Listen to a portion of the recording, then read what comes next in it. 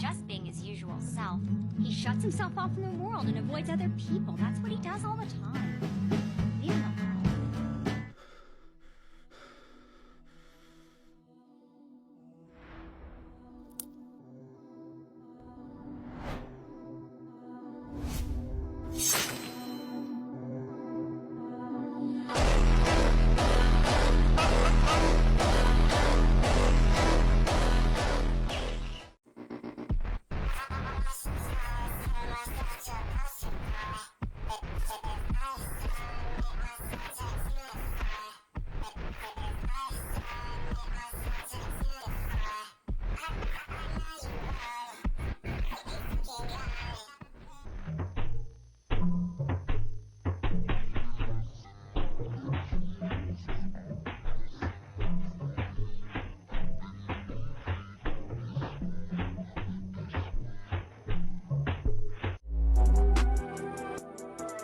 And I hate when I gotta come back to the city. Oh yeah, yeah.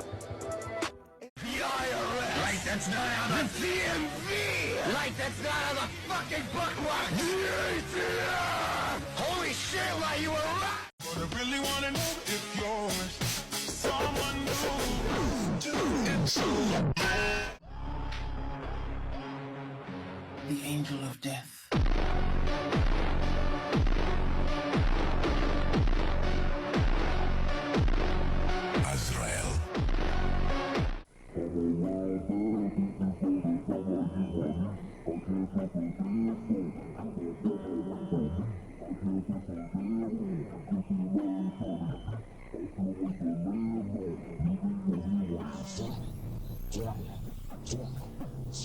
This mysterious style was created by the treacherous lost from life after witnessing a graceful slave dancing with her shadows. Who else could have taken something so beautiful and turned it into something so vile? Hey God, hey God, hey God, hey God, hey God, hey God, hey God, hey God, hey God, hey God, hey God, hey God, hey God.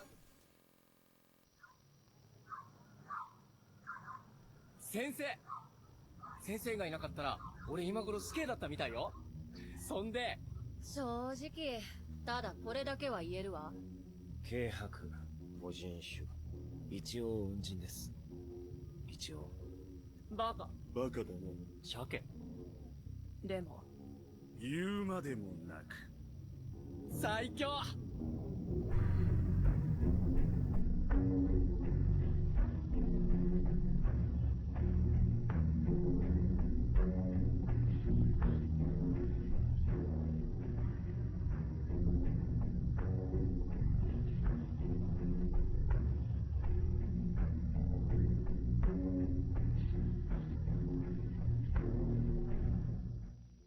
And you five are, and you will not die of it.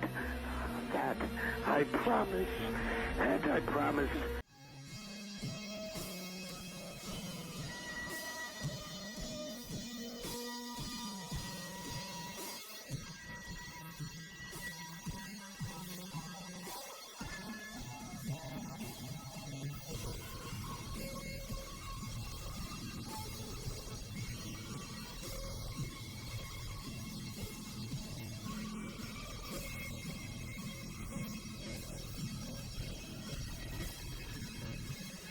Their journey into the Hollow Mountains. This is also a death zone at the bottom of the Forgotten Shores, and while exploring an underground mine they encountered a mist, and this mist was something that if you opened your eyes and looked at it you would completely lose yourself. After escaping from it, they then found the First Lord, the original owner of the Bright Castle, and that's the cohort's return to the Bright Castle, each one being buffed into oblivion. They come back in and just start getting it done. First of all, Nephis goes in and challenges Gunlock to a 1v1. And she can't compare to me in any way.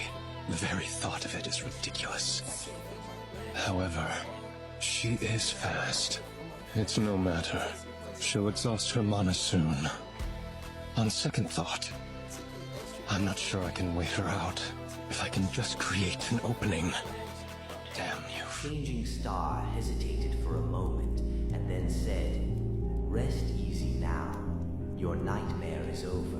The Bright Lord raised his head and glanced at Nephis. In the end, he just whispered a few almost inaudible words. I tried. In the beginning, I really did.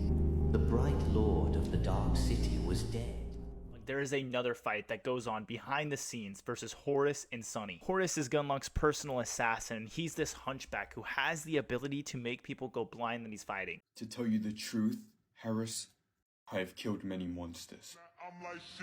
Some of them were nightmare creatures and some were men. I killed a person or two as well. But I have never done it out of malice. I've never enjoyed it too much. But I will enjoy killing you. You embody everything that I despise. The mere fact of your existence offends me. You sicken me. And for that reason alone, I am going to end you. You don't deserve to live. A coward who chose his chains and a survivor who broke his stood face to face in the halls of an ancient castle. The butcher struck in perfect darkness, but he was facing possibly the worst opponent he could have faced on the Forgotten Shore. Good. It's good that you can see. Usually they don't. Such a pity. Burning with bloodlust, fury, and relentless killing intent, the shadow fought on, blind and broken. Hey bastard, do you remember how I told you that I didn't want to use a trick to kill you? That was a trick. As he said that, the ghostly blade suddenly appeared in Sunny's hand at the last moment. Unlike normal memories, this one weaved itself from nothing, and almost instantaneously, and pierced Harris's temple and sunk deep into his brain, killing him on the spot. Die, you bastard. Die and go keep your lord company in hell. But then all hell breaks loose inside the Bright Castle. Decided to split up into different factions, different groups, and try to take each other down, all in hopes of becoming strong enough to take down the Crimson Spire in the end. After everything is said and done, we have 500 people remaining on the Forgotten Shores at the Bright Castle. An ruined cathedral loomed before them, and inside, the grand hall was drowning in shadows. Then Nephis raised her sword. Brilliant white light exploded outward, tearing the darkness apart like paper. The Black Knight turned toward Nephis. His sword was already moving again. Caster struck with his Gian at blinding speed. Kai's black arrow flew through the air. Nephis drove her dawn shard through the devil's breastplate, but the Black Knight didn't even flinch. Sunny grinned. Plan C. Nephis was the perfect bait. Her light was the only thing that could counter the devil's darkness. As long as she was alive, the Black Knight would do anything to kill her first. And while he focused on her, Saint planted her foot on the devil's great sword and shattered it with a deafening crack. Shards of black steel rained down. For a long moment, it just looked at her, and then its crimson eyes exploded in furious red flames. The armor fell apart, revealing a mass of living darkness within. It stretched its limbs and rose. The Saint dropped to the ground, dodged a claw to try to crush her, and lunged forward. She was right beneath the devil now. Her gauntlet tore through the rusted breastplate and sank deep into the living darkness, right where a human heart would have been. There was no heart, but there was a soul. Her fist closed around something. The crimson flames in the devil's depths blazed wildly, then died. The darkness dissipated like fog. The pieces of armor clattered to the ground. Sunny threw his head back and laughed. Die, die, you bastard! Die and go to hell forever! The voice of the spell whispered in his ear. You have slain a fallen devil. Forsaken Knight. Sunny was still smiling when he saw what the Saint was holding. A gem. Utterly black. Impenetrably dark. Saint brought it close to her mouth and swallowed it. The shadow fell into the darkness and disappeared. Somewhere deep in Sunny's soul sea, she was already changing, evolving. The Stone Saint was no longer a fallen monster. She was something more. Welcome to the good life. And after every single person arms themselves to the teeth, we get the siege of the Crimson Spire. There is one thing I can do for them, for the dead. It is to win, and keep winning until I attain my dream, a dream they clung to and risked their lives for. Are we all going to die? Feeling cold dread spread through her body, Aiko trembled and involuntarily turned her head to the tallest point in the Dreamer army camp. There, on a protruding mound of crimson coral, she saw 3 figures. One was Saint Nephis herself, the other was her blind oracle, and the third... Wait. What is that guy doing there? I need my drug, I need my love. Disappearing up, sick and soul. I'm in the temple, baby. You come show me love. I'm with love with you, this I show you love.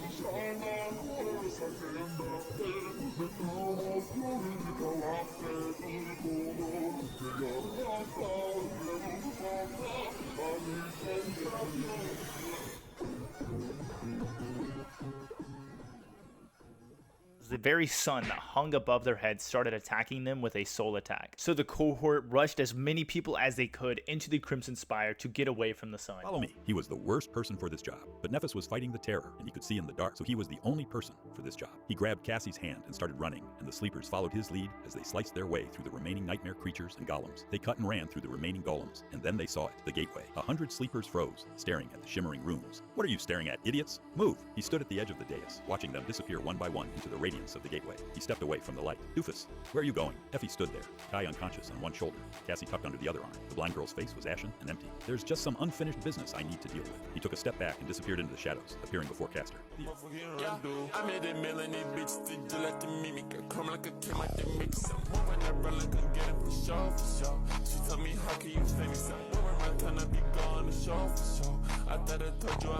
The immortal flame must be destroyed. This is the will of the sovereigns. Sunny blinked. Who? The look on Castor's face was priceless. Sunny had no idea what he was talking about. Didn't care either. All he knew was that Castor was going to kill Nephis, and he couldn't allow that. You figured me out, have you? Sunny asked. My big secret? My flaw? Castor grinned. You're compelled to lie. Did you really think no one would notice? Sunny laughed. Ah, crap. You got me. Then This is your flaw, isn't it? You are compelled to lie against your will.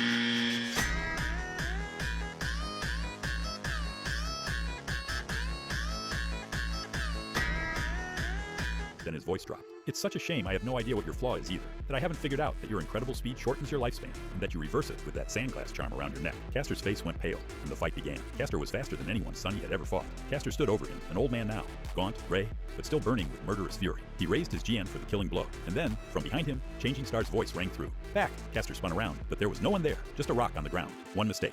Sunny's hand shot forward as he drove the midnight shard through Castor's scale armor, through his flesh, through his heart. You have no honor. Sunny stared at the dying man for a long moment. Then he looked away. There is honor indeed. Honor is not just a word powerful scumbags invented to make young fools like you die for them and kill for them. It's not a chain that they wrapped around your neck to make you a slave. Castor tried to say something, but no sound came out as he fell to his knees. You have slain a dormant human, pondered Castor. The Spire shuddered as the Crimson Terror's light died.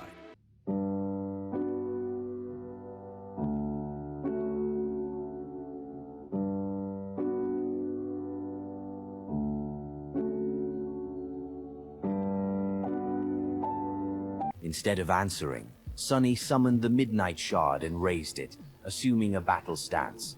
Opposite of him, Nephis did the same, her silver sword weaving itself from blinding light. As the ancient gargantuan tower quaked around them, balancing on the edge of collapse, lost from light and Changing Star prepared to cross their blades.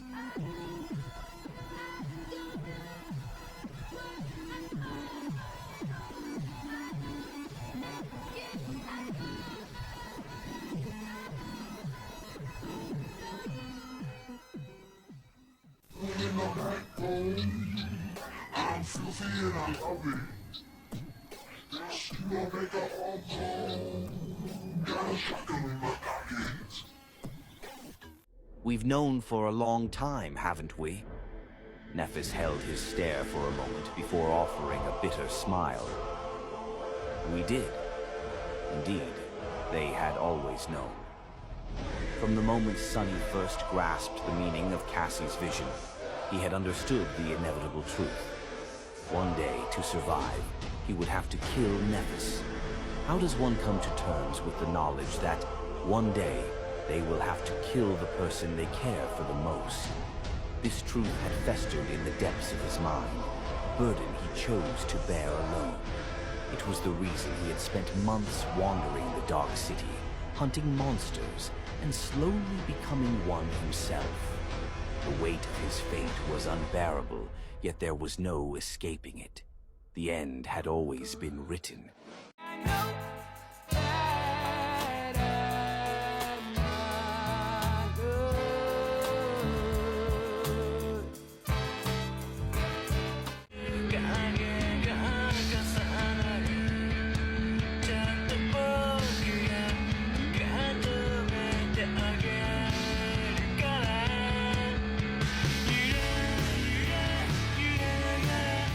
Drop the act. The performance was indeed masterful. But don't forget who taught you how to lie in the first place. Did you really think you would be able to deceive me? I don't understand. Why did you do it? Why? Why did you throw the fight? All right, son. You caught me. Now go. Like hell I will. Not before you give me an answer. Isn't it obvious? Because if I didn't, you wouldn't go. Don't you think I'm despicable and vile? So go. Why are you hesitating? No. Nephis opened her eyes and looked at him, a sense of sorrow appearing on her face. Leave me, Sonny. Please, go. He shook his head stubbornly. I don't want to. Changing Star was silent for a moment, looking at him with a pained expression. And then she said, making his world crumble, go. Lost from light. His eyes widened. Deep within his soul, something moved and rose from slumber. Triumphant, unbreakable, eternal, irresistible, complete, perfect, and sweet. Before Sonny knew what he was doing, his hand shot forward, the ghostly blade of the moonlight shard appearing in it. Stop! His hand froze, the tip of the stiletto mere centimeters away from Neff's eye. Trembling, he looked at his arm and willed it to move forward. But it didn't. It didn't move at all. It was as though that hand did not belong to him anymore. As deep horror drowned his heart, Sonny moved his gaze and looked at Nephis, his eyes wide with shock.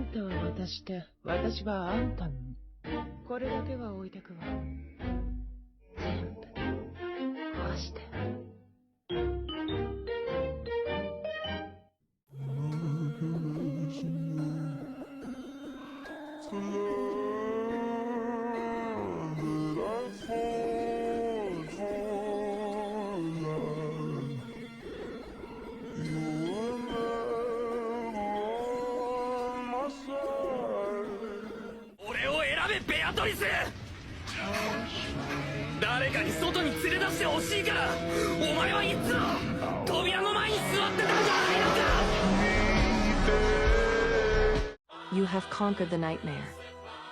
Awake, lost from light.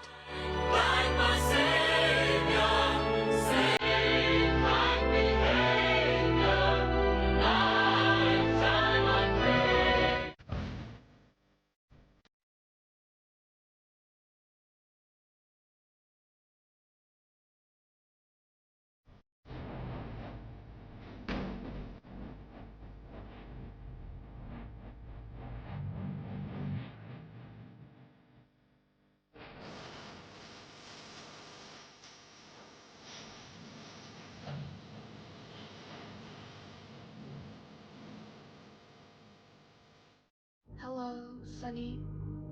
What? You can see now? No, but something like that. Congratulations. Really good for you. You won't be useless anymore. At least.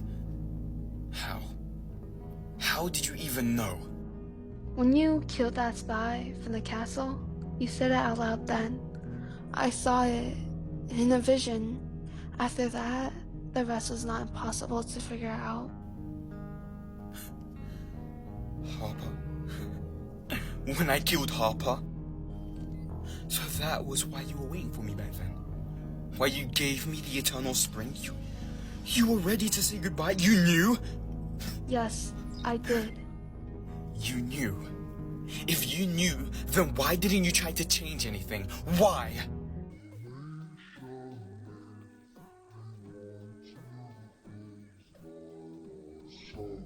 Who of all people should know how dangerous knowledge is? What knowing something that you aren't supposed to know can do? And what revealing secrets can destroy? What would have changed if I told you? I was the first one to understand what my vision of the Crimson Spire meant. Shadows devouring a dying angel. I understood it on that very day. Don't you remember? I even asked you to promise to always protect her. And what did you say? No. I said no.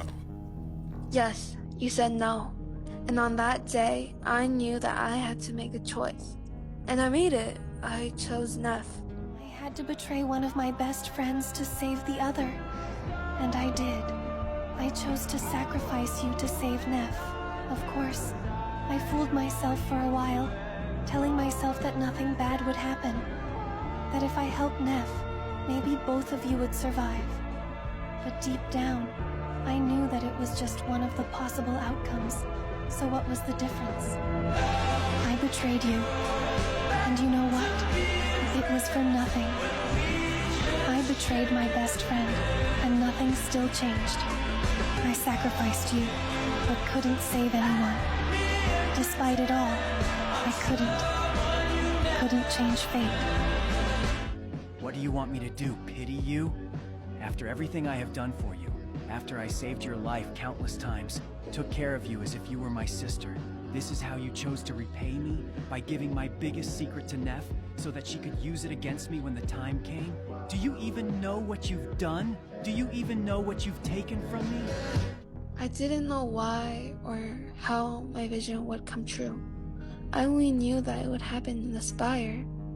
So I gave your secret to Nephis, hoping that she would survive thanks to it.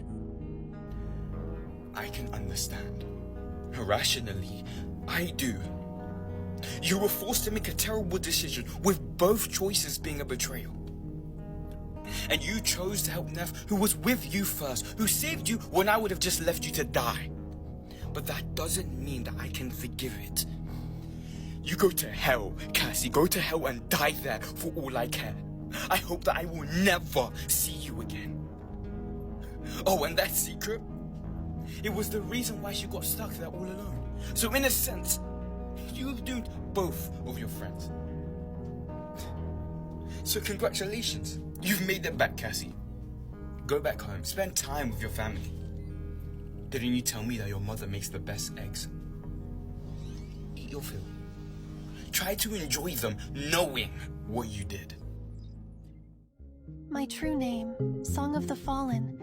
It means that I am destined to witness the fates of others, and carry the memories of them long after they are gone. To be a witness, powerless to change what I see. Well, I refuse.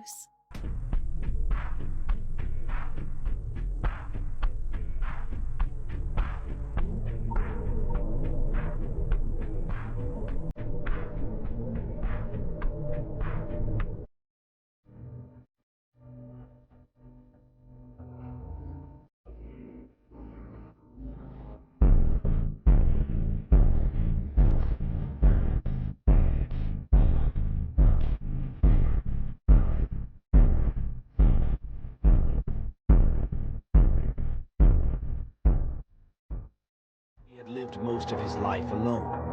1 year ago, he had entered the dream realm alone. And now he was alone once again. Goodbye, Sunny. Go. Lost from light. You go to hell, Cassie. Go to hell and die there forever, kid.